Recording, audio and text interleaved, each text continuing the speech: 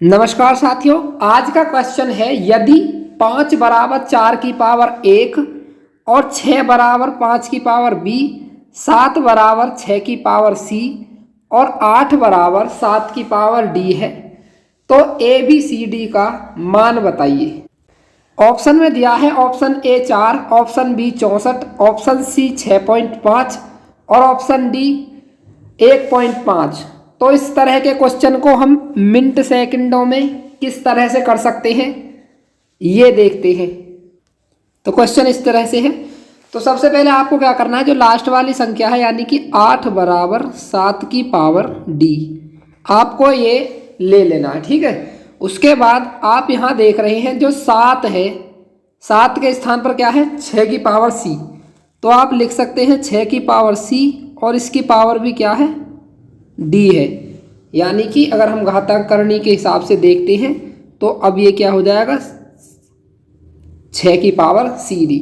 अब यहाँ पर आप देख रहे हैं जो 6 के स्थान पर है वो क्या है 5 की पावर बी है, यानी कि आप 6 के स्थान पर 5 की पावर बी लिख सकते हैं। तो इस तरह से हम यहाँ पर लिख लेते हैं और इसकी भी घात क्या है सी डी है। ठीक है, अब क्या करेंगे उसी तरह से हम फिर ये करेंगे बी सी डी, क्योंकि ये घातें जो बाहर हैं इनकी घातों में इनकी अंदर वाली घातों में गुणा हो जाएगी। ठीक है, अब देख रहे हैं यहाँ पर 5 किसके बराबर है, 5 है यहाँ पर 4 की पावर a के बराबर, और याद रखेंगे ये पूरा जो है 8 के बराबर चल रहा है। तो यहाँ पर अब क्या करेंगे 4 की पावर a यहाँ पर है 5 के स्थान पर और b c d आप रखेंगे। ठीक है, तो अब क्या करेंगे, अब आपको क्या करना है अंदर फिर से गुणा कर देंगे, यानी कि 4 की पावर a b c और d। तो हमारे पास जो संख्या आई है वो इस तरह से आई है 8 बराबर 4 की power a b c d। अब आपको क्या करना है 8 को और 4 को समान आधार के रूप में परिवर्तित करना है, यानी कि समान आधार के रूप में बनाना है। तो 8 को हम क्या लिख सकते हैं 2 की पावर 3 लिख सकते हैं और 4 को हम क्या लिख सकते हैं 2 की पावर 2। तो जब हम 2 की पावर 2 लिखेंगे तो ये क्या हो जाएगा 2a b c d हो जाएगा। ठीक है, घातों में।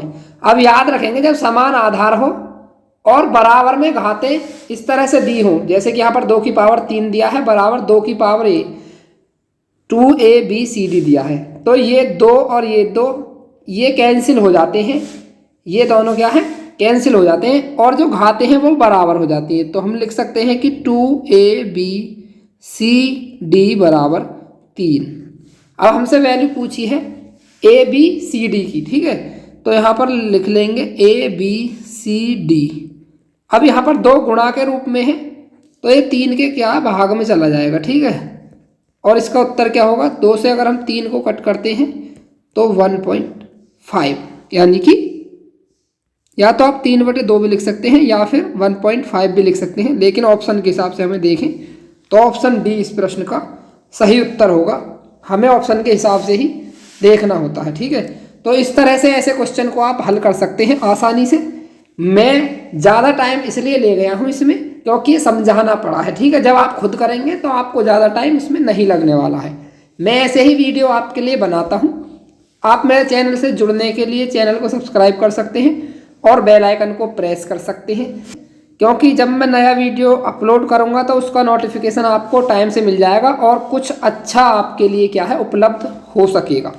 आज का वीडियो यहीं पर समाप्त करते हैं। नमस्कार साथियों, जय हिंद, वंदे मातरम।